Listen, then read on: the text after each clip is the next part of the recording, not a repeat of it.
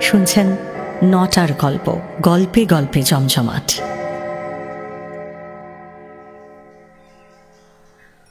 আচ্ছা, তাহলে সবাই একসাথে বলবে, আমি বলার পর বলবে, কেমন? বলো, ক। ক। এ কি বাবা প্রসাদ, বলো, তুমিও বলো, বলো, বলো, ক। বলো, কই বলো। ক। কয়ে কালি। না না, কয়ে কালো, বলো, কয়ে কালো। কয়ে কালি। কালি কালো। কাকু কালো। কাকু কালো। কি হচ্ছে কি? গোলমাল করো না, মন দিয়ে পড়ো। বলো আবার, বলো আমার সাথে, বলো, ক। ক। খ। খ। এবার বলো, গ। গ। কয়ে কালি। এবার সবাই একসাথে বলো, কালি। কালি কালো। কয়ে কালি। কয়ে কালি। হাতে কালি, মুখে কালি। কালি কালি কালি কালি।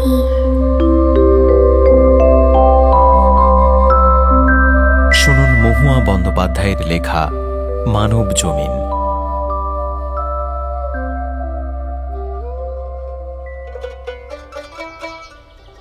হালিশহরের কৃত্তিবাস সেনের নাম জানে না এমন মানুষ বোধহয় বাংলায় নেই।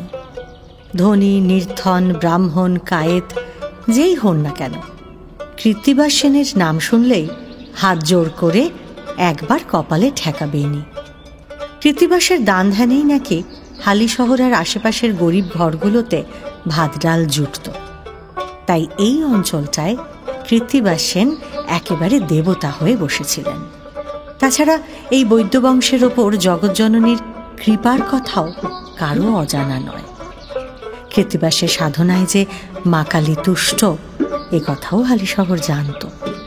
কিন্তু জগৎজননীর পরীক্ষা বড় কঠিন। তার প্রাণের সন্তান রামেশ্বরকে এমন অকালে টেনে নিয়ে কৃত্তিবাসকে যে কোন ভয়ঙ্কর পরীক্ষার মুখে ঠেলে দিলেন তিনি কে জানে। কিন্তু না, কৃত্তিবাসের একটাই মন্ত্র, যে তোমায় ছাড়ে ছাড়ুক, আমি তোমায় ছাড়ব না মা। পার্থিব সুখ দুঃখ দিয়ে জগন্মাতার বিচার করেন না কৃত্তিবাস। এই চরম বিপর্যয়ের পরেও তার মাতৃসাধনায় ছেদ পড়ল না। কিন্তু রামেশ্বরের ছোট্ট ছেলে রামরামকে অবধি সেই কালী বীজটি দিয়ে গেলেন কৃত্তিবাস। জীবনে যত ঝড়ঝাপটা আসুক না কেন, এই মন্ত্র কখনো ভুলো না বাবা। এই মন্ত্রই তোমার অকুলের কুল। ওই যে মা আছেন, তাকে মনে রেখো রামরাম। তাকে ভুললেই সব ভুল। কথাটা ভুলবে না তো বাবা? না দাদু, ভুলবো না। এবার আমি শান্তিতে মরতে পারবো। এই বংশ কখনো মাতৃহীন হবে না। কৃত্তিবাস যেদিন চলে গেলেন, গোটা হালিশহর অন্ধকার হয়ে গেল। ঘরে ঘরে কান্নার রোল উঠল। মা বোনেদের মুখে ঘনিয়ে এলো আষাঢ়ের মেঘ। বাবা ঠাকুর কৃত্তিবাস যে তাঁদের কাছে জ্যান্ত দেবতা ছিলেন, জগৎজননীর সাক্ষাৎ বরপুত্র তিনি। তারপরেও কেটে গেল বহুকাল। কৃত্তিবাস সেনের প্রার্থনা আর আশীর্বাদ বৃথা যায়নি। তার বংশের একমাত্র উত্তরাধিকারী রামরামের ছোট্ট ছেলেটির মধ্যে জন্ম থেকেই কালী বীজের স্পন্দন দেখা দিয়েছে। এই কথা সেই বাচ্চাটি না বুঝলেও গুরুজনদের বুঝতে কিন্তু বাকি রইল না। এই তো টোল থেকে পণ্ডিত মশাই আজ দেখা করতে এসেছেন। রামরামের ঘরের বিশেষ কোনো বাহার নেই। তেমন সম্বলও নেই তার, তবে শান্তি আছে অপার। সেনমশাই, এক চিলতে উঠোন আর ভেতরে কয়েকখানা হেলে পড়া চাল। সংসারে বাহুল্য বলতে বিশেষ কিছু নেই, আর থাকবেই বা কি করে। ঘরে কেউ আছেন না? বাড়ির কর্তা ঠাকুরের যে সংসারে মনটিই নেই। আয়ুর্বেদ আর কবিরাজিতে তিনি দক্ষতা পেয়েছেন বটে, তবে প্রসার বৃদ্ধির জন্য যা যা করা উচিত সেসব প্রায় কিছুই করেন না। সেনমশাই, অনেক সময় বিনা পয়সায় গরিবদের চিকিৎসা করে আসেন। এই তো গরিব ঘরের অসহায় বাবার অনুরোধ ফেলতে না পেরে একটি স্ত্রী থাকতেও আরেকটি মেয়েকে উদ্ধার করে এনেছেন রামরাম।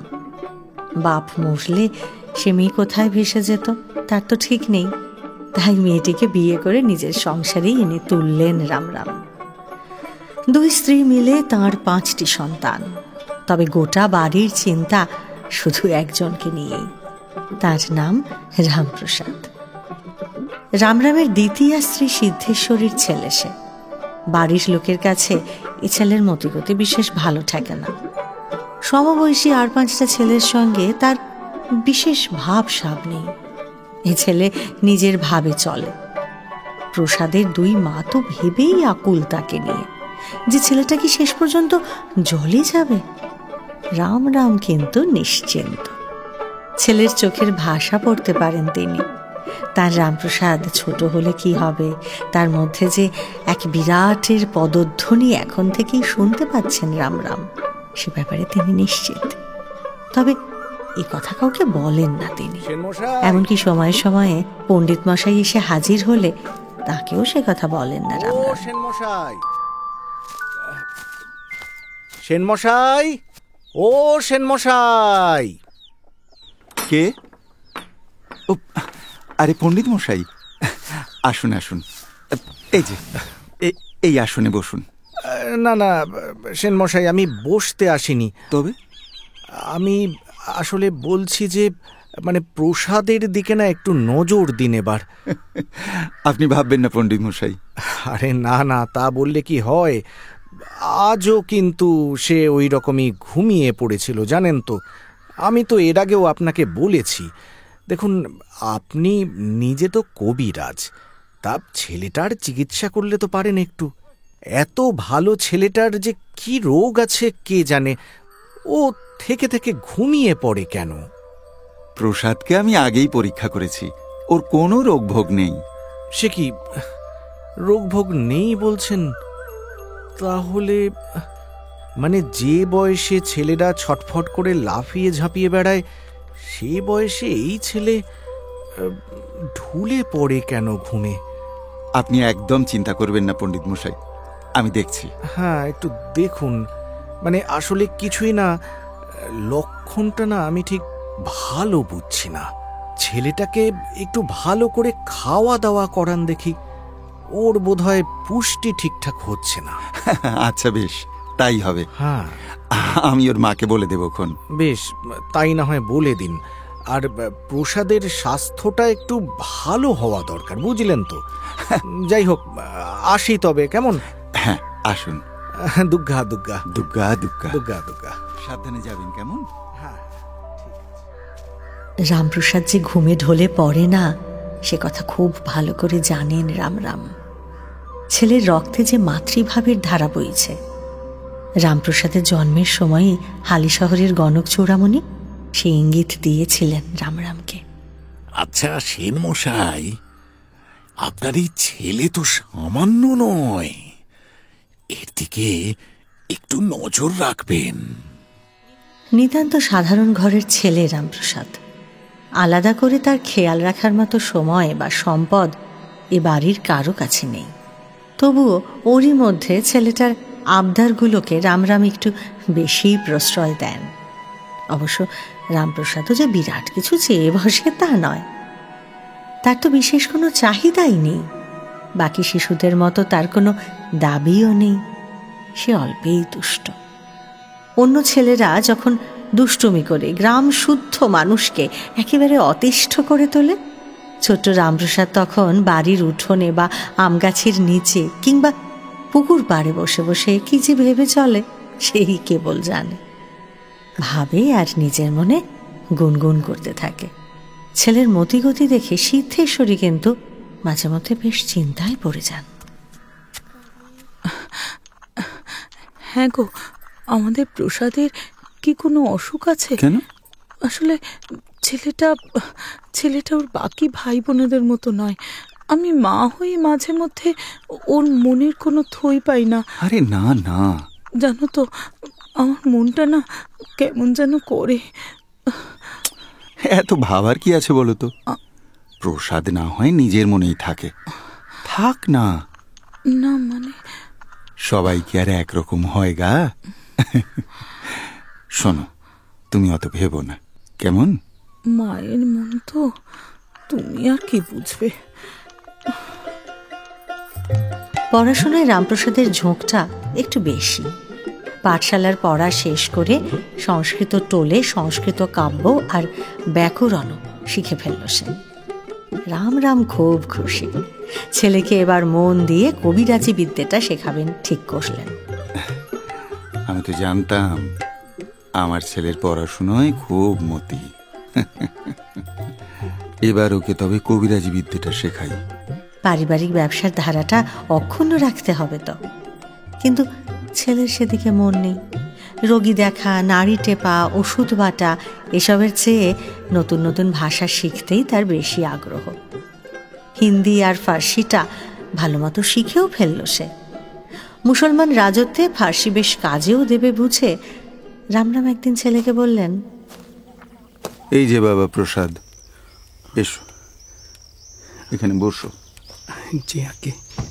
দেখো বাবা, আমার বয়স তো হয়ে এলো, এবার তোমাকে তো উপার্জন করতে হবে বাবা। পরিবারটা না হলে চলবে কি করে? হ্যাঁ আগে উপার্জন? আসলে আমি তো... হ্যাঁ প্রসাদ, তুমি তো এই পরিবারের বড় ছেলে।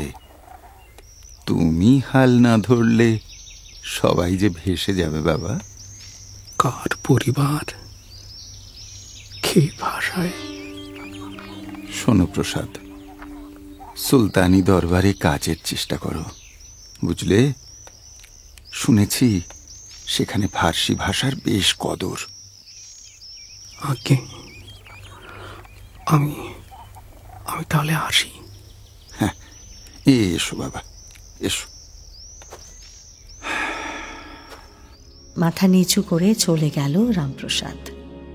রামরাম বেশ বুঝতে পারলেন সুলতানি নবাবী কোনো দরবারের প্রতি এ ছেলের টান নেই। বাড়ির পিছন দিকের বাগানটায় একা একা বসে সে যে কি ৭-৫ ভেবে যায় তা সেই জানে। সাপ খোপ বিছে টিছের ভয়ে কেউ ওদিকে পাই বাড়ায় না। আর প্রসাদের কোনো ভয় ডর নেই। সে একাই সেখানে বসে থাকে ঘন্টার পর ঘন্টা। বাবার ঘর থেকে ছেলে বেরিয়ে যেতেই মা সিদ্ধেশ্বরী ঘরে এসে ঢুকলেন। এসব কি বলে গেল? হ্যাঁ গো, শুনলে তুমি প্রসাদের কথা? আমার যে খুব ভয় করছে গো। ও রকম সকম যে কিছুই বুঝতে পারছি না আমি, কি যে হবে। আরে ধীরে গিন্নি, ধীরে। তোমার ছেলে তো মুখ ফুটে কিছু বলতেই পারলো না, তো শুনবোটা কি আমি? তবে ভয় পেও না গিন্নি, কবিরাজিটা জানি তো, সব রোগের ওষুধ আমার কাছে আছে। তোমার ছেলের ওষুধও আছে, বুঝলে? ওষুধ? কি ওষুধ শুনি? ওষুধ তো একটাই, কি? ধরে বেঁধে সংসারে ফেলে দাও। প্রসাদকে এবার তাই করব আমি। সত্যি? হ্যাঁ গো, তাই করো তুমি, তাই করো, সেই ভালো হবে। তা শোনো না, মেয়ে... হ্যাঁ গো, একটা চমৎকার মেয়ের সন্ধান দিয়েছে ওই সাপুই ঘটক। ও তাই বুঝি? হ্যাঁ, কায়স্থ পাড়ার ওদিকে তার বাড়ি। আচ্ছা। মেয়েটির নাম সর্বাণী। তাই? ভাবছি যে এই হপ্তাতেই দেখতে যাব একবার। বাবা, খুব ভালো। তাই যাও গো, তাই যাও। আমার মনটা বড় আনচান করছে গো। খুব ভালো হবে, খুব ভালো। যত তাড়াতাড়ি হয় প্রসাদের বিয়েটা দিয়ে দেব আমি। তুমি কিচ্ছু ভেবো না। আচ্ছা, জানোই তো সংসারের ঠেলায় স্বয়ং শিবকেও ভিক্ষে বেরোতে হয়, সেখানে তোমার রামপ্রসাদ তো কোন।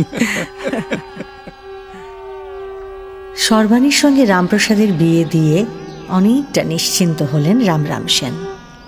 রামপ্রসাদের তখন 18 বছর বয়স, আর সর্বাণী তো নিতান্তই বালিকা। তবে যতই সংসারী হন না কেন, রামরাম যে বংশ পরম্পরায় মাতৃভক্ত, সুতরাং কুলাচার তিনি লঙ্ঘন করতে পারলেন না। বিয়ের অনুষ্ঠান মিটে যেতেই কুলগুরুর কাছে ছেলে আর বৌমার দীক্ষার জন্য এবার প্রার্থনা জানালেন রামরাম। ছেলে আর বৌমার দীক্ষাটা আপনি দিয়ে দেন। সস্ত্রীক রামপ্রসাদকেও এবার তাঁদের গুরুদেব শক্তি মন্ত্রে দীক্ষাদান করলেন। রামপ্রসাদ তো এটাই চেয়েছিলেন। ছোট থেকেই তাঁর শান্ত গম্ভীর সাধক সত্তা এই বীজের জন্যই তো উন্মুখ হয়ে বসেছিল। এবার শক্তি বীজ লাভ করে অপার আনন্দে ভাসতে লাগলেন রামপ্রসাদ। গভীর সাধনায় ডুবে গেলেন তিনি।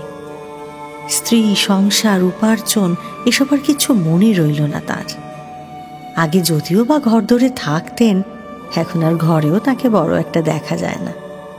বালিকা স্ত্রী ভয়ে জড়সড় হয়ে থাকে, মা কেঁদে কেঁদে সারা হন। ওগো ওগো, তুমি বলেছিলে যে বিয়ের পরে সব ঠিক হয়ে যাবে। এ কি হলো বলো তো, কি হলো? আমার ছেলেটা, আমার প্রসাদ, প্রসাদ আমার। চুপ করো, চুপ করো। কি করবেন বুঝে উঠতে পারেন না রামরাম। তার বয়স হয়েছে তো, নারী জ্ঞান আর আগের মতো নেই। শরীর আর বেশি পরিশ্রমও নিতে পারে না। দূর দূরান্তে রোগী দেখতেও যেতে পারেন না তিনি। সংসারে রোজগার কমতে লাগলো। শেষ ভরসা বলতে সেন বংশের কুলগুরু। কিন্তু বিপর্যয় সেখানেও। তার গুরুদেব তখন শেষ শয্যায় শুয়ে আছেন।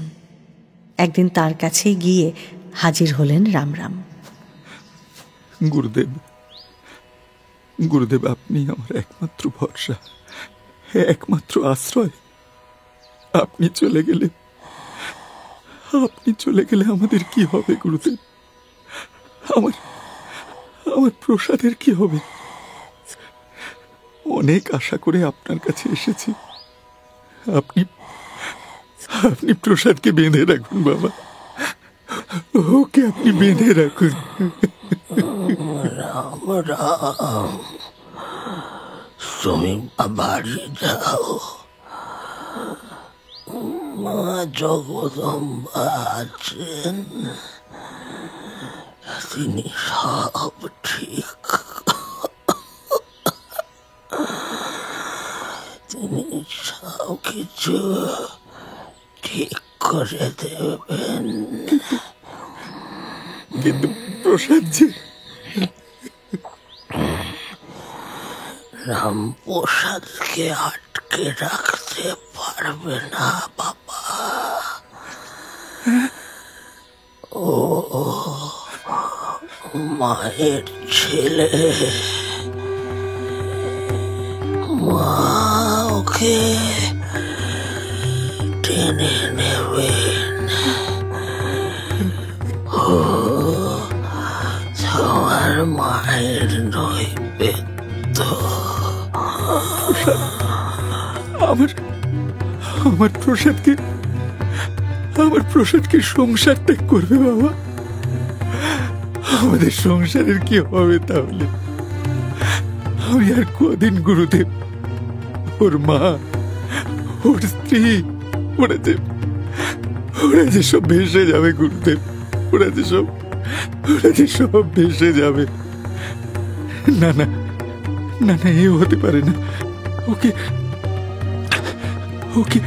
ওকে কি করে ধরে রাখবো আমি? কি করে ধরে রাখবো গুরুদেব? কি করে ধরে রাখবো? তোমার ছেলে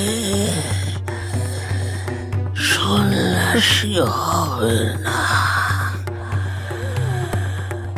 ঘরেই থাকবে সে। কিন্তু মায়ের কোলে থাকবে। আমি কি করব আপনি আমায় বলে দিন বাবা, আমি কি করব আপনি আমায় বলে দিন। দুঃখ করো না রাম রাম, তুমি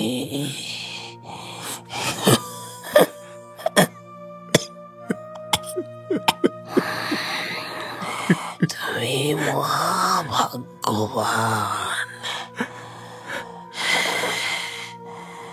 তুমি ঘরে যাও, ঘরে যাও বাবা। প্রণাম বাবা, প্রণাম। পৃথিবীর মায়া ত্যাগ করে চলে গেলেন সেই মাতৃসাধক। কিন্তু রামরাম সেন তার সন্তানের মায়ায় ব্যতিব্যস্ত। ছেলেকে ঘরে বেঁধে রাখার জন্য সমস্ত রকম চেষ্টা তিনি করে চলেছেন, কিন্তু রামপ্রসাদকে নিয়ে ভয় তাঁর যাচ্ছে না। এর মধ্যে গুরুদেবের চলে যাওয়াটা তার প্রাণে বড় বাজল, আর সেই মৃত্যুর কথা শুনে শোকে দুঃখে কাতর হয়ে পড়লেন রামপ্রসাদ। খাওয়া ঘুম সব ঘুচে গেল তার। একলা বসে শুধু সারাক্ষণ কাঁদেন আর কাঁদেন। তুই কি করলি মা? এই যে এক বিষম বিপদ দেখা দিল। ছেলেকে নিয়ে এতদিন অন্য সমস্যা ছিল, এখন সে ছেলে যে একেবারে খাওয়া দাওয়াও বন্ধ করে দিয়েছেন। এ দৃশ্য কি আর মা বাবার সহ্য হয়? কারোর বোঝানোতেই কোনো কাজ হচ্ছে না। অবস্থা যখন এরকম সঙ্গীন হয়ে উঠেছে, সেই সময় একদিন সাত সকালে গ্রামের এক পুরোহিত খুঁজতে এলেন রামপ্রসাদকে। রামপ্রসাদ, ও রামপ্রসাদ, আছো নাকি গো? আরে পুরোহিত মশাই, আসুন আসুন আসুন। তা রামপ্রসাদকে একটু ডেকে দেবে মা? আর প্রসাদ, ওই যে দেখুন না, পিছন দিকের ওই আগাছার মধ্যে সারা দিন বসে থাকে। আমি যে কিছুতেই আর ছেলেকে। মায়ের মন, আর মায়ের মন। আমার চিন্তা আমারই পুরোহিত মশাই, তার কি কোনো খেয়াল আছে? ওই তো যান যান ঠাকুর, ওই যে ওইখানেই তাকে পাবেন। আচ্ছা মা, আচ্ছা, আমি তাই যাচ্ছি। রামপ্রসাদ, ও রামপ্রসাদ, কই গো বাবা? রামপ্রসাদ, আরে এই তো এখানে বসে আছো তুমি। বাবা রামপ্রসাদ, তোমার জন্য একটা খবর এনেছি। কি খবর ঠাকুর মশাই? হ্যাঁ, ওটাই তো বলার জন্য এলাম। আগমবাগীশ মহাশয়ের নাম শুনেছ তো? কৃষ্ণানন্দ আগমবাগীশ? হ্যাঁ গো বাবা, তিনি মস্ত বড় কালী সাধক। তিনি এসেছেন গো। বলছি, তার সঙ্গে দেখা করতে চাও নাকি তুমি? কৃষ্ণানন্দ আগমবাগীশ এসেছেন? কোথায় কোথায় ঠাকুর মশাই? কোথায়? আমাকে আমাকে তার কাছে নিয়ে চলুন ঠাকুর মশাই, আমাকে তার কাছে নিয়ে চলুন। এই তো এই হালি শহরেই তিনি আছেন। হালি শহরে? তবে বড় নীরবে আর গোপনে এসেছেন। কাউকেই দর্শন দিতে চান না। লোক জানাজানি হলে তাকে আর দেখতে পাবে না। তার চেয়ে বরং আমি তোমাকে জায়গাটা জানিয়ে যাই বাবা। তুমি একা যেও, তবে সাবধানে, কেউ যেন দেখতে না পায়। কেমন? আচ্ছা আচ্ছা আচ্ছা আচ্ছা, বেশ বেশ ঠাকুর মশাই, আপনি আপনি যা বললেন তাই হবে। তার কাছে আমি একাই যাব, আমি একাই যাব, একাই যাব। ঠাকুরমশাইয়ের কাছ থেকে সব শুনে সুযোগ খুঁজতে লাগলেন রামপ্রসাদ। সেই ভুবন বিখ্যাত মাতৃ সাধককে কতক্ষণে নিজের চোখে দেখবেন তিনি, সে ভাবনা ভাবতে ভাবতে আরও 2 দিন চলে গেল। উদাসীন শোকাকুল ছেলেকে একলা কোথাও যেতে দেন না রামরাম আজকাল আর। রামরামও অবশ্য বাড়িতেই থাকেন আজকাল। রোগীর দরকার হলে ঘরে এসে তাকে দেখিয়ে যায়। তার আর শরীর দেয় না। তবে পাশের গ্রামের শিবু সামন্তর শরীরটা অনেকদিন ধরেই খারাপ, তাকে কিছুতেই নিয়ে আসা যাচ্ছে না। সেদিন সকালে সামন্ত মশাইয়ের ভালো রকম বাড়াবাড়ি দেখা দিতে তার ছেলেরা রামরাম সেনের কাছে ছুটে এলো। একরকম পায়ে ধরে রামরামকে তাদের বাড়িতে নিয়ে গেল। আমাকে যেতে হবে। রামপ্রসাদ দেখলেন আমাকে সুযোগ, কাউকে কিচ্ছুটি না জানিয়ে গা ঢাকা দিয়ে বেরিয়ে পড়লেন তিনি। ঠাকুরমশাই যেমন শিখিয়ে দিয়েছিলেন ঠিক সেইভাবেই পুরো জমির ভেতর দিয়ে ঢুকে একটা পরিত্যক্ত ভাঙাচোরা ঘরের সামনে এসে দাঁড়ালেন রামপ্রসাদ। সাপখোপের ভয়ে সেখানে কেউ আসে না। তখন বেলা প্রায় পড়ে এসেছে। একটা ভাঙা বেড়ার দরজার গায়ে এসে পড়েছে বিকেলের আলো। দু একবার ইতস্তত করে আলতো হাতে সেই দরজাটা খুলে ভেতরে এসে ঢুকলেন রামপ্রসাদ। ঘরের ভেতরে ঠিক করে আলো ঢোকে না, ছায়া ঘেরা জমাট নৈশব্দ। মেঝেতে একটা মৃগচর্মের আসন পাতা, তার উপরে বসে আছেন বিরাট দেহি সে দীর্ঘকায় মহাপুরুষ কৃষ্ণানন্দ আগমবাগীশ। পরনে তাঁর রক্তবস্ত্র, মাথার চুল জটা করে অনেকটা উপরে ওঠানো, মুখে ঘন দাড়ি, বন্ধ দুটো চোখ যেন কানের রেখা অবধি স্পর্শ করেছে। গলায় রুদ্রাক্ষের মালা, একটি হাতেও রুদ্রাক্ষের মালা জড়িয়ে আছেন তিনি। সামনে একটা হোমকুণ্ড, আশেপাশে কয়েকটি জবা ফুল আর বেলপাতা ছড়িয়ে আছে। রামপ্রসাদের দুটো পা যেন আর চলছে না। কতকাল ধরে মনে মনে যাকে কল্পনা করে এসেছেন তিনি, শুধু জীবনে অন্তত একটি বার যাকে দর্শন করে মনুষ্য জন্ম সার্থক করতে চেয়েছেন বারবার, সেই মহাপুরুষের এত কাছে এসে দাঁড়িয়ে আছেন তিনি। তার এত দিনের জপ, ধ্যান, তপস্যা তাহলে সার্থক হলো? দুটো হাত বুকের কাছে প্রণামের ভঙ্গিতে রেখে মুগ্ধ দৃষ্টিতে চেয়ে আছেন রামপ্রসাদ। ক্রমে চোখ খুললেন আগমবাগীশ। মুহূর্তের মধ্যে তার সামনে সাষ্টাঙ্গ প্রণামে লুটিয়ে পড়লেন রামপ্রসাদ। মাথায় দুটি হাত রেখে আশীর্বাদ করে ছেলেটিকে তুলে বসালেন আগমবাগীশ। ভালো করে মুখের দিকে চেয়ে এবার তার ঠোঁটে হাসি খেলে গেল। বললেন, এসো এসো, তুমি এসেছো তাহলে? তোমার জন্যই তো মা আমাকে এখানে আটকে রেখেছেন বাবা। আমার জন্য? আমার জন্য আপনি এখানে আছেন? আমাকে আপনি চেনেন বাবা? মা আমাকে সব চিনিয়ে দেন, সব দেখিয়ে দেন। তুমি যে আসবে সে কথা আমি জানি। বসো বাবা, বসো, শান্ত হয়ে বসো। তুমি সাধনা করবে? করবে তো? আপনি আমাকে শেখাবেন বাবা? যে সাধনায় আমি মায়ের দর্শন পাবো, সেই সাধনা আপনি আমাকে শেখাবেন? শেখাবো বাবা, নিশ্চয়ই শেখাবো। তোমাকে যে শেখাতেই হবে, এই যে আমার মায়ের আদেশ। জয় মা। কালী কালী মহাকালী। দৈব সহায় হলে কি না হয়। মহাসাধক কৃষ্ণানন্দ আগমবাগীশের কাছে নির্বিঘ্নেই সাধন প্রণালী শিখলেন রামপ্রসাদ। আর তারপরে আরো গভীর থেকে গভীরতর সাধনায় ডুবে যেতে লাগলেন তিনি। এখন তার মন প্রাণ জুড়ে শুধু একটাই নাম, কালী। জগন্মাতার দর্শন যে তাকে পেতেই হবে, কিন্তু সেই পথে যে প্রতি পদে পদে বাধা। উদাসী ছেলে আর সংসারের ভবিষ্যৎ, এই নিয়েই ভাবতে ভাবতে দিশেহারা রামরাম সেনের জীবনদীপ আচমকাই নিভে গেল একদিন। আমি কি করবো এবার? অকুল পাথারে পড়লেন রামপ্রসাদ। গোটা সংসার এবার তাঁর মুখের দিকে তাকিয়ে রয়েছে। বাবার সম্বল বলতেও বিশেষ কিছু নেই। এতগুলো মানুষের পেটের ভাত জোগাবেন কি করে?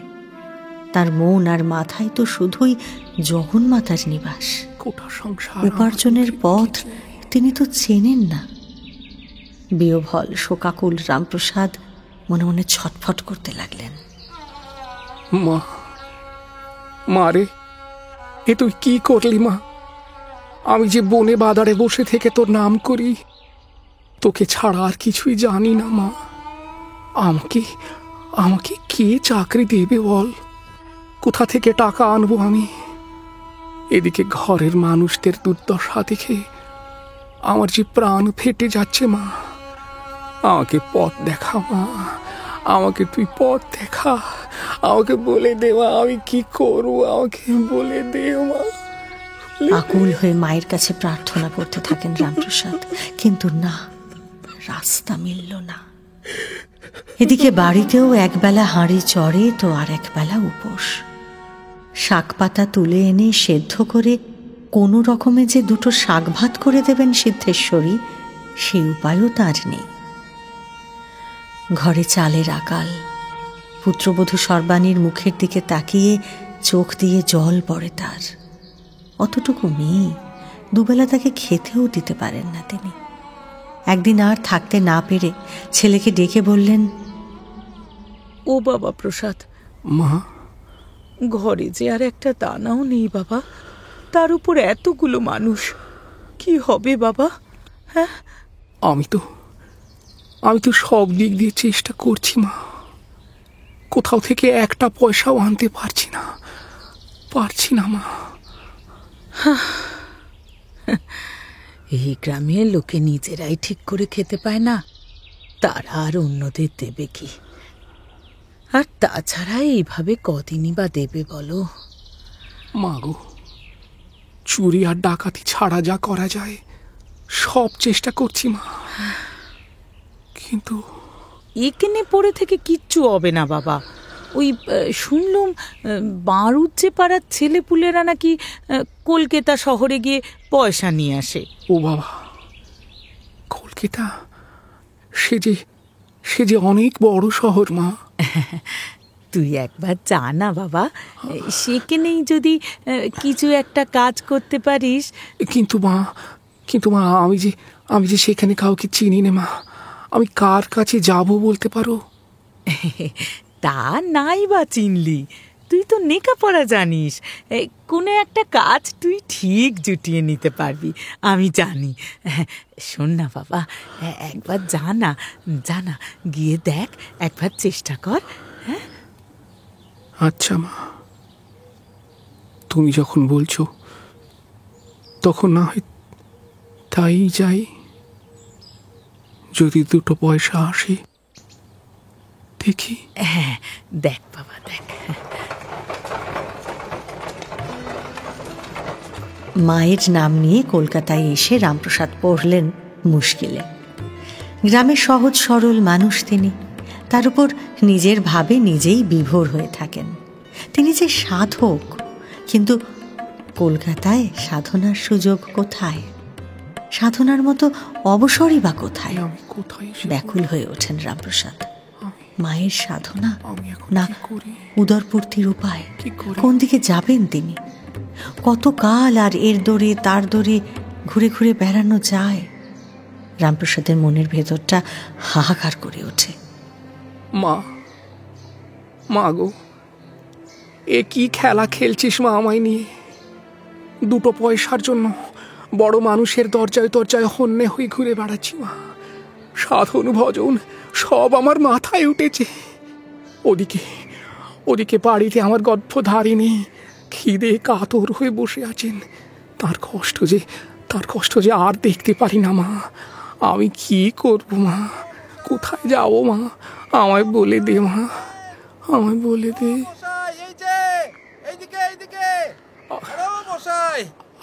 আমাকে আমাকে ডাকছেন? আরে হ্যাঁ মশাই, আপনাকেই ডাকছি।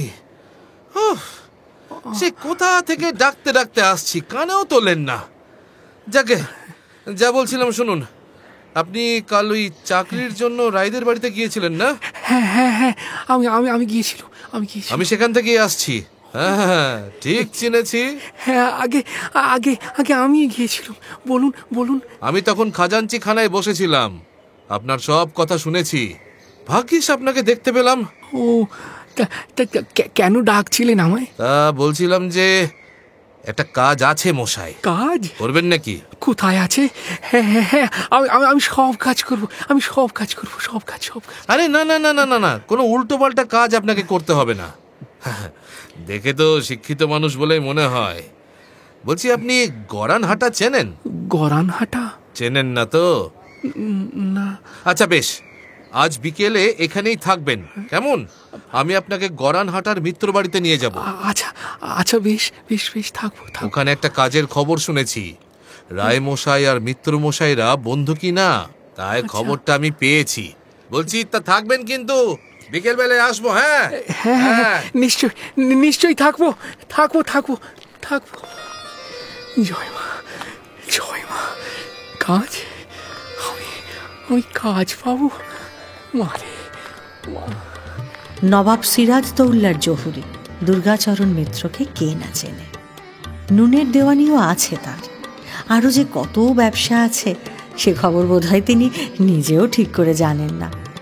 কলকাতা শহরটাকেই কিনে নেওয়ার মতো সম্পদ তাঁর আছে। আর হালি শহরের এক সামান্য ভবঘুরেকে চাকরি দিতে পারবেন না তিনি? মিত্রমশাইয়ের দরাজ হাত। 5-10 টাকা নয়, একেবারে 30 টাকা মাইনের চাকরি দিলেন রামপ্রসাদকে। মিত্রবাড়ির সেরেস্তার কেরানি হয়ে বসলেন রামপ্রসাদ। এত টাকা, মা তাকে এত টাকার বন্দোবস্ত করে দিলেন। এই যে কল্পনার অতীত রামপ্রসাদের। মনের কৃতজ্ঞতা, অন্তরের ভক্তি সব তার গান হয়ে ঝরে পড়ল। রামপ্রসাদ লিখলেন, আমায় দে মা তবিলদারি, আমি নিমখারাম নই শঙ্করী। কোথায় যে গান লিখছেন সে কথা কিন্তু খেয়াল নেই রামপ্রসাদের। সেরেস্তায় বসে ব্যবসার হিসেব লেখার কথা তার, আর যে দিস্তে খাতা তার ভাগে পড়েছে সেই দিস্তেতেই তার সাধন, উপলব্ধি, অনুভবের কথা সব উজাড় করে লিখে যাচ্ছেন রামপ্রসাদ। কোনো দিকে ফিরেও চান না তিনি। সেরেস্তার অন্য কেরানিদের দল তাকে নিয়ে যে রীতিমতো ষড়যন্ত্র শুরু করে দিয়েছে সে কথা বুঝতেও পারেন না তিনি।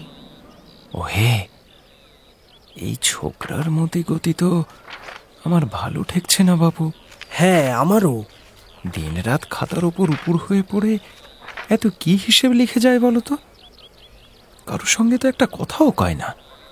হিসাব লেখে না ছাই, ও আমি দেখেছি ভট্টমশাই। তাই নাকি? তবে গুমরও তো কম নয়। কি সব হিজিবিজি লেখে আর কাটে, আবার লেখে, সেই সঙ্গে আবার গুনগুন করে সুর ভাজে। বলো কি হে, লক্ষণ তো সুবিধের নয়। তাহলে একবার দেখতে হচ্ছে। আরে দাঁড়াও, ছোকরা তো এখন ঘরে নেই, ওর খাতাখানা বরং আজ নিয়ে আসি, বুঝলে? হ্যাঁ, সেই ভালো। চটপট করো দেখি। পেয়েছি। এই দেখো, এই যে পাতা ভর্তি করে কি সব হিজিবিজি গান লিখে রেখেছে গো। হ্যাঁ, দেখি। এই নাও দেখো। তখনই বলেছিল এ ছোকরার মতিগতি ভালো নয়, এ ছোকরাকে দিয়ে লবডঙ্কা হবে। বাবু কি আমাদের কোনো কথা কানে তোলেন?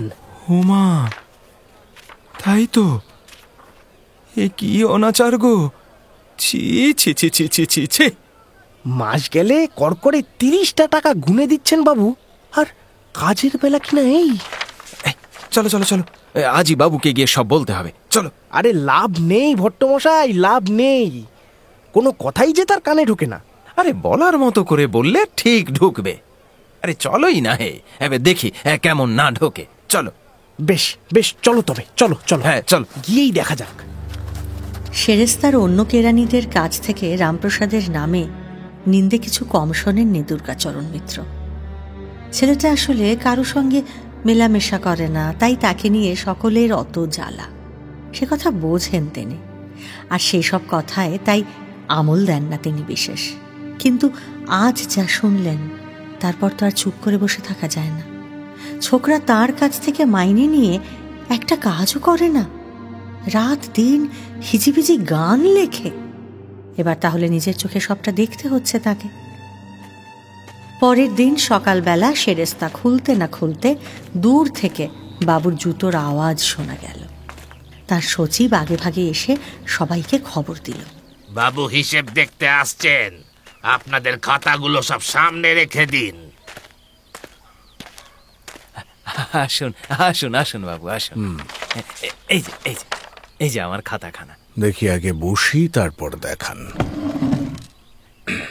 গেল মাসের হিসেবে 32 টাকার যে গরমিলটা ছিল সেটা এবার মিলে গেছে বাবু। এই যে এই যে এইখানে এই যে দেখছি।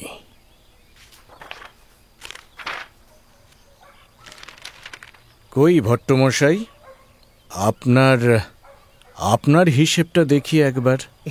এই যে বাবু, এই যে নুনের বস্তা থেকে লাভ বাবদ এই 64.5 টাকা। না আমি সব লিখে রেখেছি খাতায় বাবু। এই যে বেশ। কি হে রামপ্রসাদ, তোমার খাতাটা দেখি, দাও। আগে খাতা, হিসেবের খাতা। খাতা কই দাও। এই যে বাবু, এই যে। এ কি? হ্যাঁ, এসব কি করেছো তুমি? হিসেব কোথায়? এসব কি হিজিবিজি? একেবারে যোগ্য শাস্তি হবে। দেখো না কি হয়। ফাঁকিবাজি একেবারে বেরিয়ে যাবে। এ কি লিখেছো প্রসাদ? হ্যাঁ, আমি শিবাশুতোষ স্বভাবদাতা, তবু জিম্মা রাখো তাঁরই, অর্ধ অঙ্গ যায় গির, তবু শিবের মাইনে ভারী, আমি বিনা মাহিনার চাকর, কেবল চরণ ধুলার অধিকারী। এসব পদ তুমি লিখেছো প্রসাদ? তুমি? আমি আমার ভুল হয়ে গেছে বাবু, আমার ভুল হয়ে গেছে। আমি ক্ষমা চাইছি বাবু, আমি ক্ষমা চাইছি। না প্রসাদ, না না,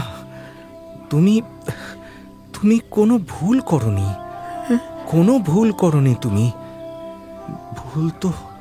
ভুল তো আমার হয়েছে। তোমার মতন এমন রত্নকে আমি সন্দেহ করেছি। ছি ছি ছি ছি ছি ছি, বৃথাই জহুরি হলাম, আমি বৃথাই জহুরি হলাম। এখনো অবধি আসল রত্ন চিনতে পারিনি আমি। ছি ছি ছি ছি, যে এমন ভাবের ভাবি তাকে কিনা আমি। শোনো প্রসাদ, শোনো, তোমাকে আর কাজ করতে হবে না, আর না। বাবু বাবু বাবু, আমি এবার থেকে মন দিয়ে খাতা লিখবো বাবু। দয়া করে আমাকে আর একটি বার সুযোগ দিন বাবু, আর একটি বার সুযোগ দিন। না না রামপ্রসাদ, না, এভাবে আমাকে আর অপরাধী করো না তুমি। এই খাতা লেখার কাজ তোমার জন্য নয় প্রসাদ, না বাবু, তোমার জন্য নয়। তুমি সাধক, তুমি মহা সাধক। তোমার কলমে স্বয়ং সরস্বতী বসে আছেন। বাবু যাও যাও, তুমি ঘরে ফিরে যাও। কিন্তু বাবু, আমার তহবিল থেকে প্রতি মাসে তোমার নামে 30 টাকা করে পাঠিয়ে দেওয়া হবে প্রসাদ। আমি কথা দিলাম। নিশ্চিন্তে ঘরে ফিরে গিয়ে তুমি গান লেখো প্রসাদ, তুমি গান লেখো। বাবু, ওটাই তোমার আসল কাজ প্রসাদ, ওটাই তোমার আসল কাজ। মা গো, মা ব্রহ্মময়ী, সব তোমার দয়া মা, সব তোমার দয়া, সব তোমার দয়া। দে মা আমায় তো বিলদারি, দে মা আমায় তো বিলদারি, আমি নিমখারাম নই শঙ্করী, আমি নিমখারাম নই শঙ্করী দে মা আমায় তবিলদারি দে মা আমায় তবিলদারি।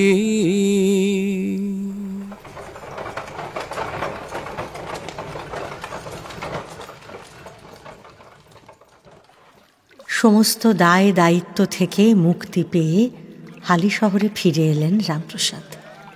এবার নিশ্চিন্ত মনে গঙ্গার ঘাটে বসে বসে তিনি গান বাঁধেন আর তাতে সুর দিয়ে গান করেন। কখনো গঙ্গা স্নান করতে গিয়ে স্নান করতে ভুলে যান প্রসাদ। আকণ্ঠ জলে দাঁড়িয়ে একটার পর একটা গান গাইতে থাকেন তিনি। গঙ্গার ঘাটে লোক জমে যায়। নদীর বুকে নৌকো থামিয়ে লোকে প্রসাদের গান শোনে, আর গান শুনে বিভোর হয়ে লোকে তাদের গন্তব্য ভুলে যায়। রামপ্রসাদের কিন্তু এসব কোনো দিকে হুঁশ নেই। কে যে আসছে, কে যে যাচ্ছে, কে যে তার গান শুনছে, এসব কিচ্ছু দেখতে পান না তিনি। চোখের জলে ভেসে মনের আবেগ উজাড় করে শুধু গান গেয়ে চলেন তিনি। সেদিন সকালেও গঙ্গার ঘাটে আপন মনে গান গাইছিলেন প্রসাদ। মার সোহাগে বাপের আদর, এ দৃষ্টান্ত যথা তথা, যে বাপ বিমা তারে শিরে ধরে, এমন বাপের ভরসা বৃথা, যে বাপ বিমা। চোখের জলে ভিজে গান গেয়ে চলেছেন তিনি। কোনো দিকে হুঁশ নেই তার। ঘাটের মানুষজন আর নৌকোর মাঝি মাল্লারা তার আরো কাছাকাছি এসে ভিড় জমিয়েছে। রামপ্রসাদ কিন্তু অপার আনন্দে বিভোর হয়ে তখনও গেয়ে চলেছে। তুমি না করিলে কৃপা, যাব কি বিমাতা যথা, তুমি না করিলে কৃপা, যাব কি বিমাতা যথা। কি অদ্ভুত গান! এই গান কে গাইছে তোমরা কেউ বলতে পারবে? আগে মহারাজ, ওর নাম রামপ্রসাদ, এই হালি শহরেই থাকেন। কেমন যেন পাগল পাগল, সারাদিন শুধু গান আর গান। গান তো নয়, যেন সুধা ঢালছেন। এখানে এখানে নোংর করো মাঝি, আমি গান শুনবো। মাফ করবেন মহারাজ, আকাশের অবস্থা একেবারেই ভালো নয়। মনে হচ্ছে ঝড় উঠবে, তাই বেলাবেলি নবদ্বীপে পৌঁছতে না পারলে। যা বলছি তাই করো। এই গান আর এমন মানুষকে ছেড়ে আমি এখন কোথাও যাব না। আগে গান শুনবো, তারপর যাব। আর ঝড় নিয়ে তোমাদের ভাবতে হবে না। নাম করে তার হাড়মালায়ার ঝুলি কাঁথা। গান গেয়ে চলেছেন রামপ্রসাদ। ওদিকে দূরের বজরায় বসে বিভোর হয়ে সে গান শুনে চলেছেন নবদ্বীপের মহারাজ কৃষ্ণচন্দ্র।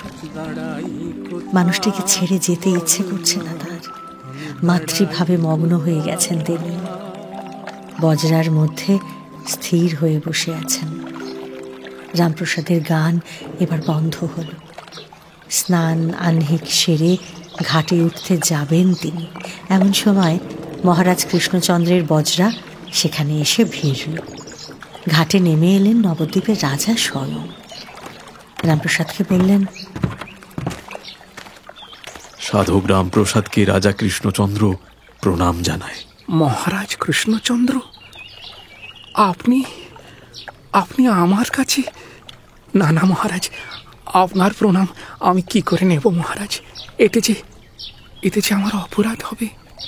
অপরাধ? অপরাধ তো আমার হয়েছে।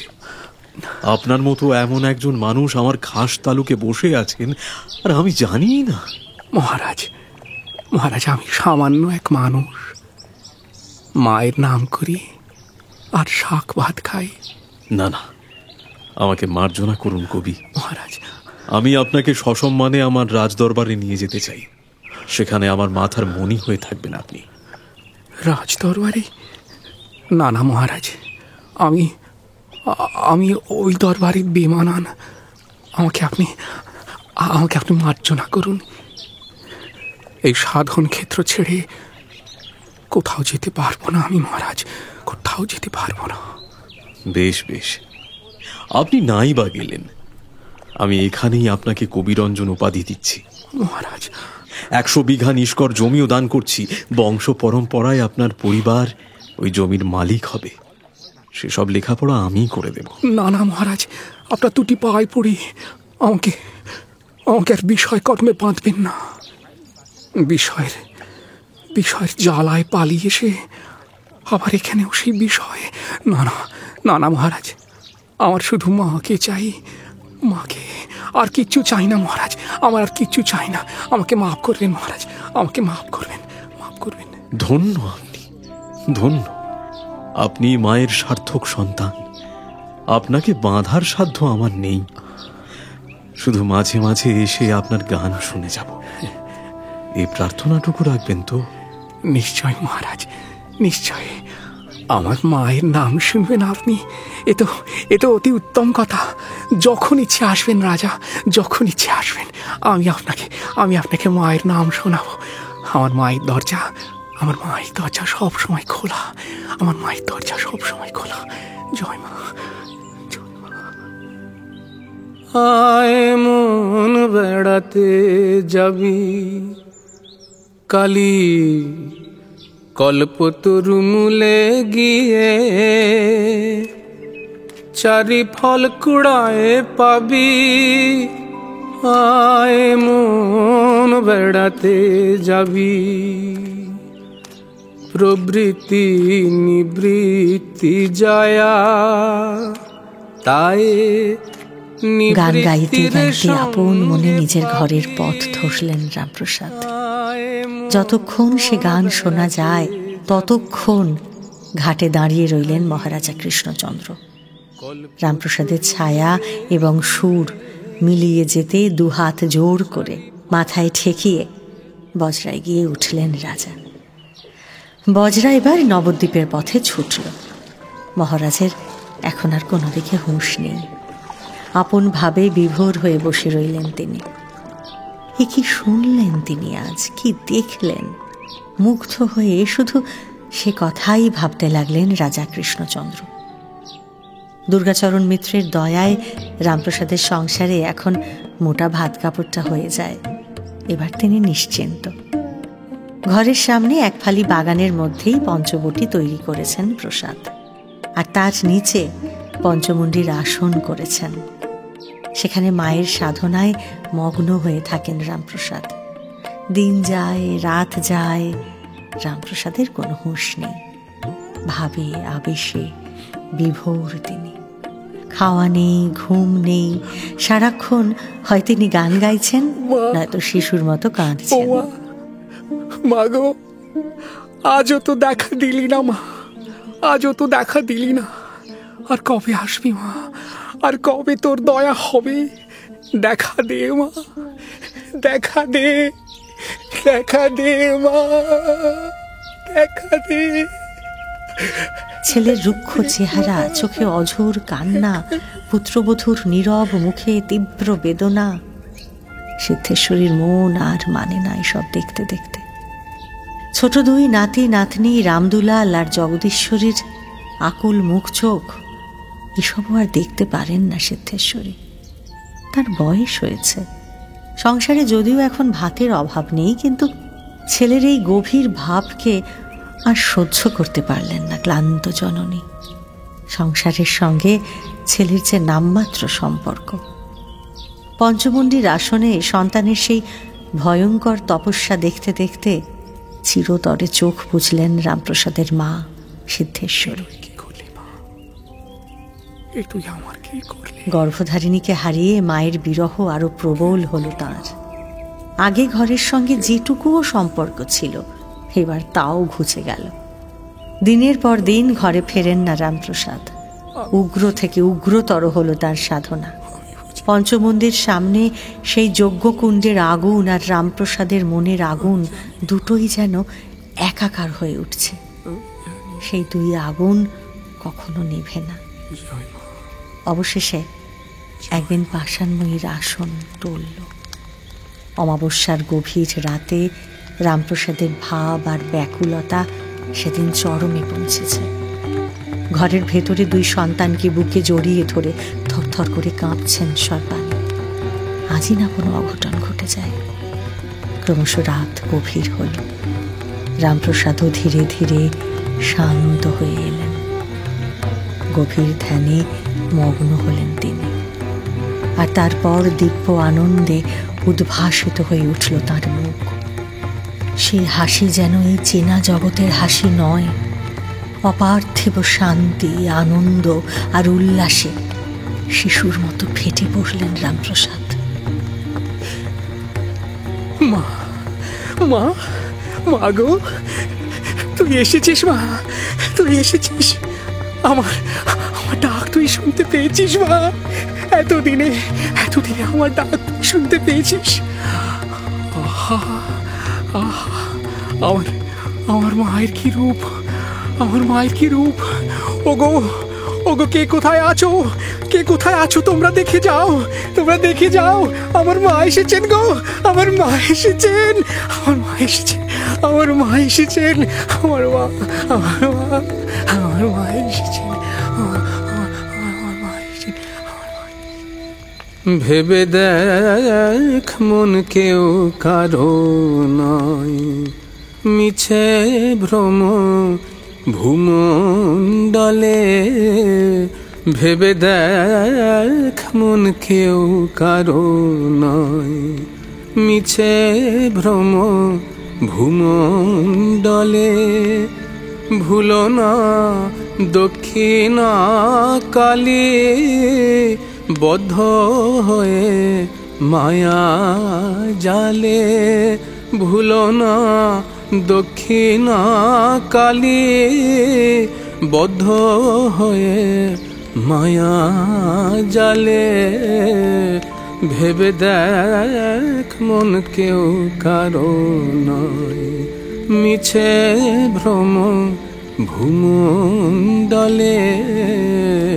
ভেবে দেখ মন কেউ কারো নয়, যার জন্য মর ভেবে। সিংহাসনে রামপ্রসাদ বসে আছেন। গ্রামের লোক অবাক হয়ে তার দিকে তাকিয়ে থাকে। এত আলো কোথা থেকে পেলেন তিনি? জ্যোতিতে যেন ভাসছেন তিনি। এই রামপ্রসাদকে কেউ চেনে না। তার উজ্জ্বল চেহারা, উজ্জ্বল চোখ আর অপার্থিব হাসি দেখে তাকে দেবতা বলে মনে হচ্ছে সবার। কণ্ঠে একের পর এক মাতৃসঙ্গীত ঝরে পড়ছে। আজ তার গান যেন গান নয়, স্বর্গ থেকে যেন অমৃত নেমে আসছে। যে তাকে দেখছে আপনা থেকেই লুটিয়ে পড়ছে তার পায়ে। রামপ্রসাদ মায়ের দর্শন পেয়েছেন, এ কথা মুখে মুখে ছড়িয়ে পড়ল দূর দূরান্তে। বলো কি গো, এ আবার হতে পারে নাকি? হতে পারে গো, হতে পারে, সব হতে পারে। তুমি নিজে যদি তাকে একবার দেখতে, তাহলে তুমিও বুঝতে আমাদের প্রসাদ এখন সত্যিই প্রসাদ। সে আর যেমন তেমন মানুষ নয় গো। তুমি কি করে জানলে? মায়ের প্রসাদই মানুষ সে, বুঝলে? তাহলে তো যেতেই হচ্ছে। তাকে দেখে মানবদেহ সার্থক করে আসি। তার বলতে গান শুনতে যেও। অমন অমন ভুবন ভোলানো গান আর কেউ গাইতে পারবে না গো। রামপ্রসাদের কুঁড়ে ঘরে দিক দিগন্ত থেকে উপচে পড়ল ভিড়। সবাই একটি বার তাকে দেখতে চায়, শুধু মুখের গান শুনতে চায় শুধু তার। এদিকে রামপ্রসাদ তার সিদ্ধাসন ছেড়ে প্রায় ওঠেন না বললেই চলে। জগন্মাতা মহাকালীর নাম উচ্চারণ করা মাত্র তার আবির্ভাব ঘটে। মাতৃগত প্রাণ রামপ্রসাদের সঙ্গে কথা বলেন মা, কৌতুক করেন, মেয়ের মতো তার কাছে আবদারও করে বসেন। লোকজন মায়ের উপস্থিতি দেখতে পায় না, কিন্তু রামপ্রসাদের এমন দিব্য অবস্থা দেখে তাদের আর বুঝতে বাকি থাকে না যে তার সামনে এখন স্বয়ং মা এসে দাঁড়িয়ে আছেন। ওই ভয়ালু ভয়ঙ্কর রুদ্রমূর্তিকে ছোট মেয়েটির মতো এমন নিবিড় করেও পাওয়া যায় তবে? এ কথা তো কোনোদিনও কেউ শোনেননি। এ কথা যে কেউ কোনোদিন কোনো সাধক এর আগে বলেননি তাদের। যে শোনে সেই বিস্ময়ে আকুল হয়ে ওঠে। এমন শ্মশানবাসিনী ভয়ঙ্করী কালীকে এমন স্নেহের সুতোয় বাঁধলে কি করে প্রসাদ ঠাকুর? কোন জাদুতে ধরে রাখলে তাকে? জাদু কেন গো? মাঝে আমার ছোট্ট মেয়েটির মতো হয়ে এসেছেন। ভালোবাসার কাঙাল তিনি।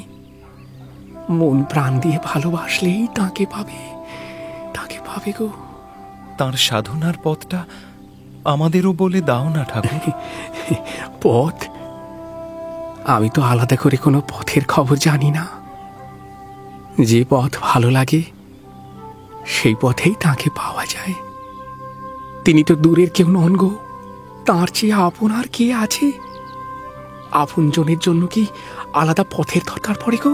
আলাদা পথের দরকার পড়ে? নাইতে বসতে, খেতে শুতে যেভাবে ইচ্ছে তাকে ডাকো না, তিনি ঠিক সাড়া দেবেন গো, ঠিক সাড়া দেবেন, ঠিক সাড়া দেবেন। জয় মা, জয় মা। মন বলি ভজ কালী, ইচ্ছা হয় তোর যে আচারি। মন বলি ভজ কালী, ইচ্ছা হয় তোর যে আচারি। গুরু দত্ত মহামন্ত্র দিবানিশি জপ করি। মন বলি ভজ কালী। শয়নে প্রণাম জ্ঞান, নিদ্রায় কর মাকে ধ্যান। শয়নে প্রণাম জ্ঞান, নিদ্রায় কর মাকে ধ্যান।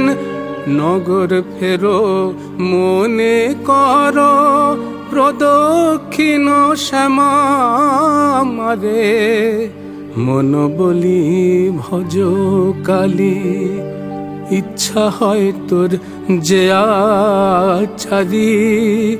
গুরু দত্ত মহামন্ত্র দিবানিশি জপ করি। মন বলি ভজ কালী। রাত্রি দিন তাঁর ইষ্টদেবীর দর্শন লাভ করে রামপ্রসাদ এবার একটু স্বস্তি পেয়েছেন, শান্ত হয়েছেন তিনি। ইষ্টদেবী কালিকার সঙ্গে তার স্নেহের সম্পর্ক গড়ে উঠেছে। নিজের মায়ের নামেই মেয়ের নাম রেখেছেন তিনি, জগদীশ্বরী। সিদ্ধাসন ছেড়ে রামপ্রসাদ কখনো সখনো সংসারে ফিরে আসেন। সংসারের অভাব অভিযোগের খবর আজকাল রাখেন তিনি। তার ছোট্ট জগদীশ্বরীর টানেই ঘরের দাওয়ায় এসে বসেন রামপ্রসাদ। মেয়ে এসে তার গলা জড়িয়ে কত গল্পই না করতে থাকে তার সঙ্গে। আয় মা, আয় আয় আয় মা। জানো বাবা, আমি না ওইদিকে পুঁই চারা বসিয়েছি। তাই নাকি মা? কই আমাকে দেখাসনি তো? তোমাকে কত করে বললাম, তুমি তো শুনলেই না। আমি একা একা কি আর বেড়া বাঁধতে পারি বলো? তাই তো চারাগুলো সব ছাগলে নষ্ট করে দিচ্ছে বাবা। সত্যি তো, এ যে ভারী অন্যায় হয়েছে মা। আচ্ছা চল আজ বাপ বেটিতে গিয়ে বেড়া বেঁধে আসি গে, কেমন? চল। যাবে বাবা? তাহলে তো খুব ভালো হয়। চলো বাবা, আমরা বেড়া বেঁধে আসি। চারাগুলো এবার আর কেউ কিচ্ছু করতে পারবে না, তাই না বাবা? হ্যাঁ রে মা, ঠিক কেউ কিচ্ছু করতে পারবে না, কিচ্ছু করতে পারবে না। নে তুই বরং আমার হাতে দড়ি দিতে থাক মা। আমি বেড়া বাঁধছি, কেমন? বেড়া বাঁধছি। আচ্ছা বাবা।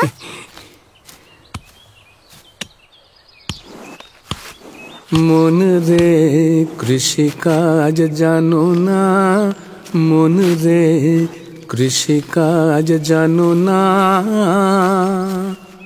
এমন মানব জমিন রইল পতিত, আবাদ করলে ফলতো সোনা। এমন মানব জমিন রইল পতিত, আবাদ করলে ফলতো সোনা। মন রে কৃষি। কি হলো রে মা? দড়িটা দে। হ্যাঁ রে মা, কোথায় গেলি? এই যে বাবা, এই নাও দড়ি, আমি দিচ্ছি, তুমি বাঁধো। আচ্ছা হ্যাঁ রে মা, রোদ দূরে তোর কষ্ট হচ্ছে মা। তাহলে বরং তুই ঘরে যা, আমি বেঁধে নিচ্ছি। না বাবা, কোনো কষ্ট হচ্ছে না, আমি তোমার কাছেই থাকবো। পারলেন। আচ্ছা আচ্ছা। কালি নামে দাও রে বেড়া, ফসলে তছরূপ হবে না। কালি নামে দাও রে বেড়া, ফসলে তছরূপ হবে না। সে যে মুক্ত কেশির শক্ত বেড়া, তার কাছেতে জম ঘেঁষে না। সে যে মুক্ত কেশির শক্ত বেড়া, তার কাছেতে জম ঘেঁষে না। মন রে কৃষিকাজ জানু না। ব্যাস, এইবার আমার ছোট্ট মায়ের বেড়া বাঁধা হয়ে গেল। কেমন রে, এবার হলো তো? রে ও মা, ঈশ্বরী মা, কোথায় গেলি রে? ও মা, মেয়ের কাণ্ড দেখো, একটু কি আর তর্স হয়? যেই কাজ ফুরিয়েছে অমনি ঘরে দৌড় দিয়েছে নিঘাত। আমি দেখি গে। ঈশ্বরী মা, আমার ঈশ্বরী মা, কোথায় গেলি মা? কোথায় ওই দেখো, যা ভেবেছি ঠিক তাই, ঘরে এসে শুয়ে আছে। খুব রোদ্দুর লাগছিল বাবা, তাই চলে এলাম। তোমাকে আর বলা হয়নি। রোদ্দুর? চলে এলি? কি বলছিস রে মা তুই? তুই তো আমার হাতে এতক্ষণ দড়ি জুগিয়ে দিচ্ছিলি মা। হ্যাঁ, বাপের সঙ্গে ঠাট্টা করছিস মা? বাবা না গো, আমি সত্যিই চলে এসেছিলাম, বিশ্বাস করো। তুই সত্যি চলে এসেছিলি? তুই ছিলি না? তাহলে আমাকে এতক্ষণ ধরে দড়ির যোগান দিচ্ছিল কি? তাহলে কি মা?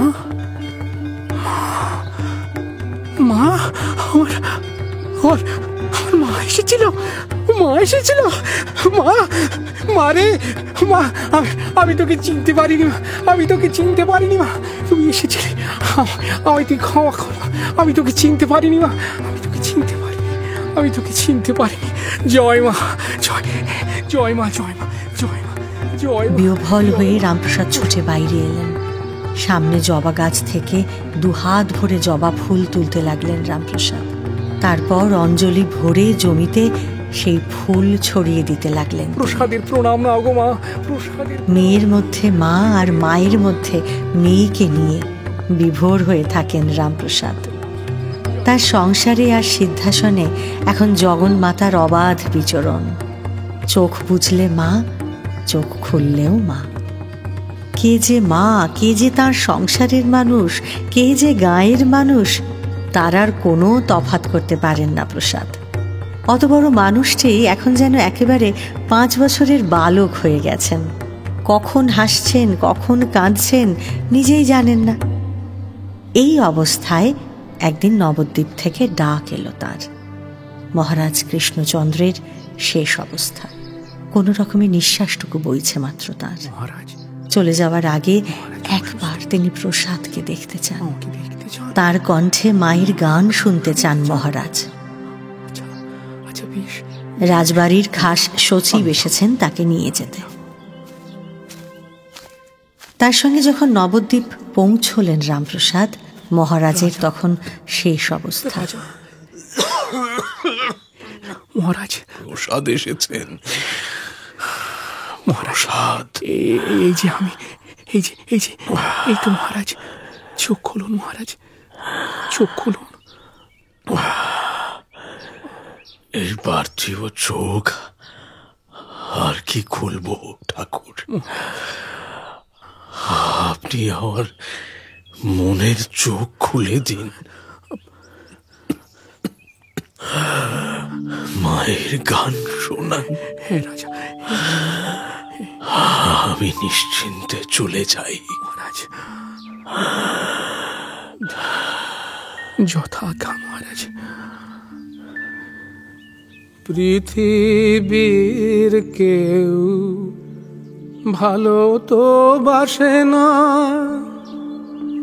এ পৃথিবী ভালো বাসিতে জানি না।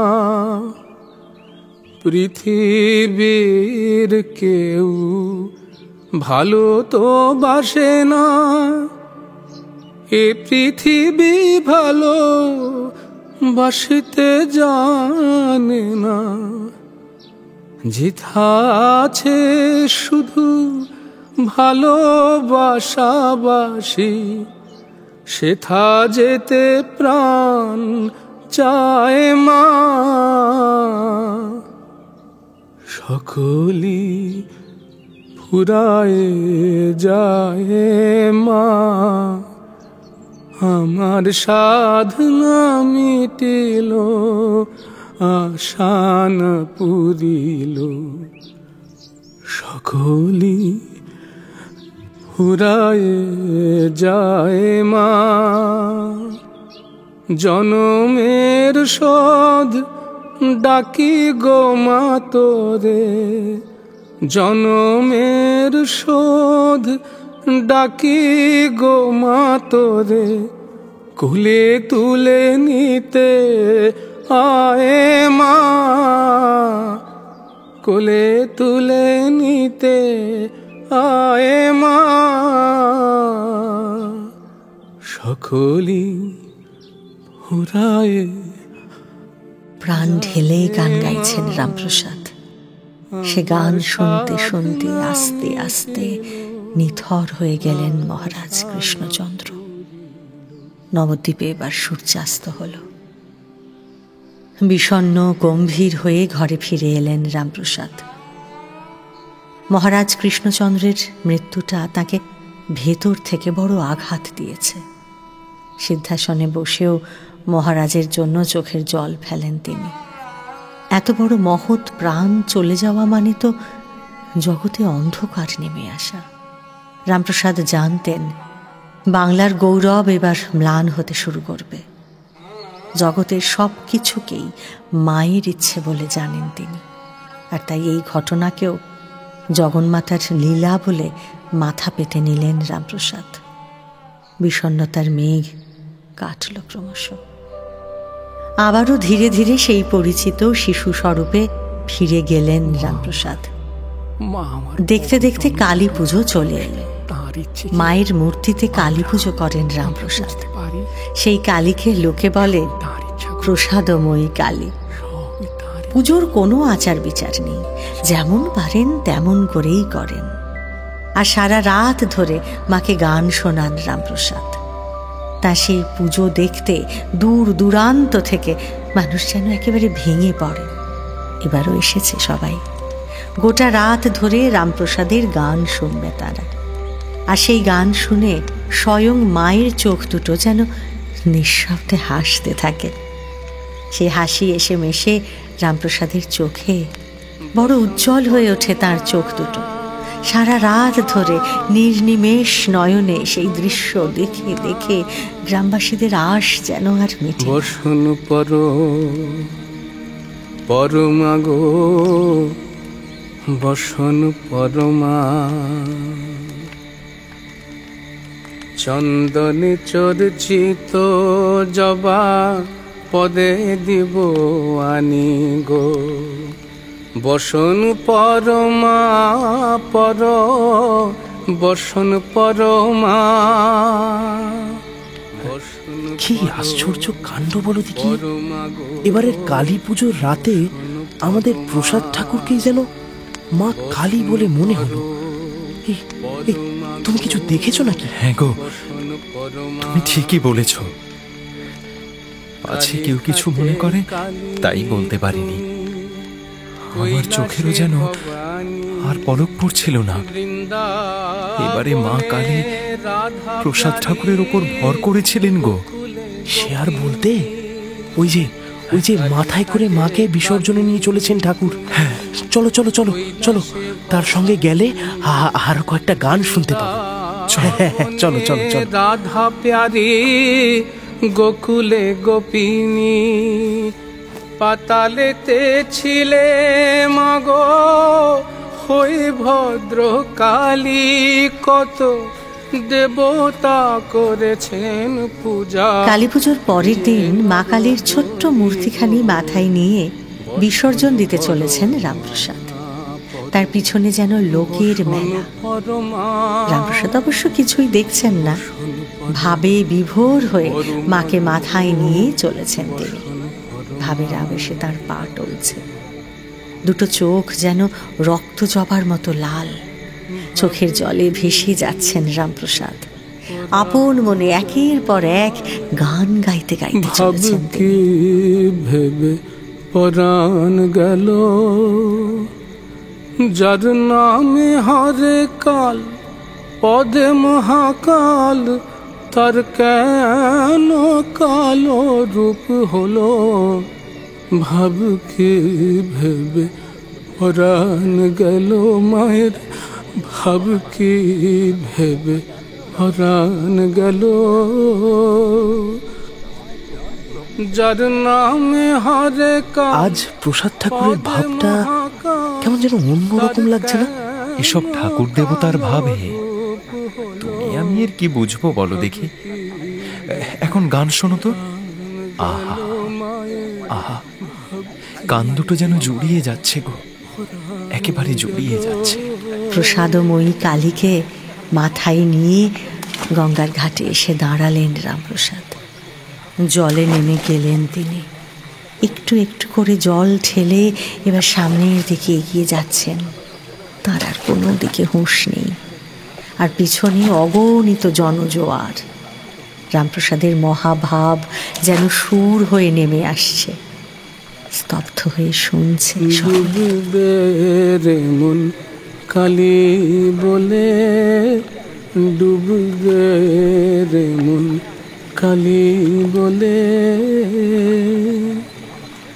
হৃদি রত্না করে রগাধ জলে, হৃদি রত্না করে রগাধ জলে, ডুববে রে মন।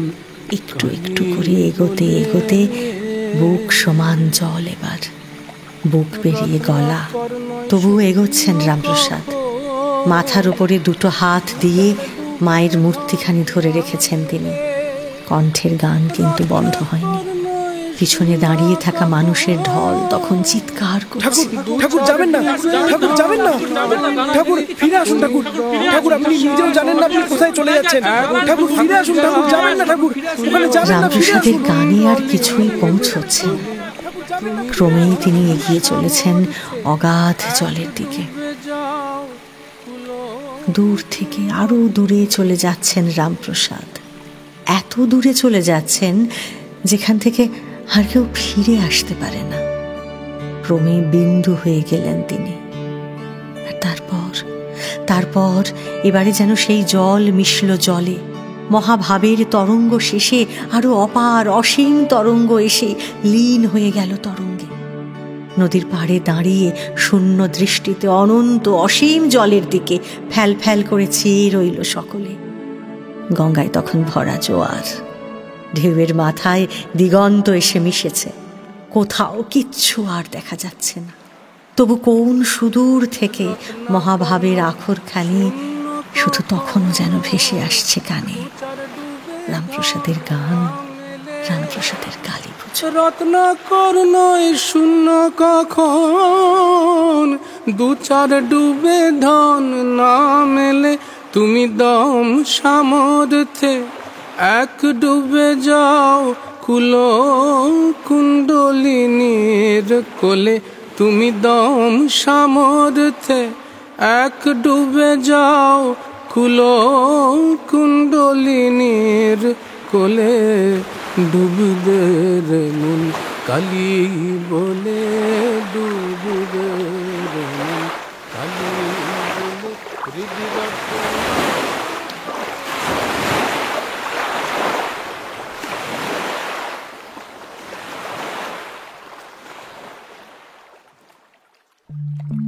শুনলেন মহুয়া বন্দ্যোপাধ্যায়ের লেখা মানব জমিন। আজকের প্রশ্ন, রামপ্রসাদের মেয়ের নাম কি ছিল? গত সপ্তাহের প্রত্যাখ্যান গল্পের প্রশ্ন ছিল, খোকার কি নাম রাখতে চেয়েছিল প্রফুল্ল? সঠিক উত্তর হল অমূল্য কুমার। প্রথম 10 জন সঠিক উত্তরদাতা হলেন রোশনি, অতসী মণ্ডল, অঙ্কিতা মণ্ডল, পম্পা দাস, আশা বিশ্বাস, সদা মান্না, মুনমুন ব্যানার্জি, মনামি চৌধুরী, নাজিম মীর ও শুভ্রা জানা। 9টার গল্প, গল্পে গল্পে জমজমাট। আমাদের এই চ্যানেলটি শেয়ার ও সাবস্ক্রাইব করুন। বেল আইকন প্রেস করতে ভুলবেন না কিন্তু।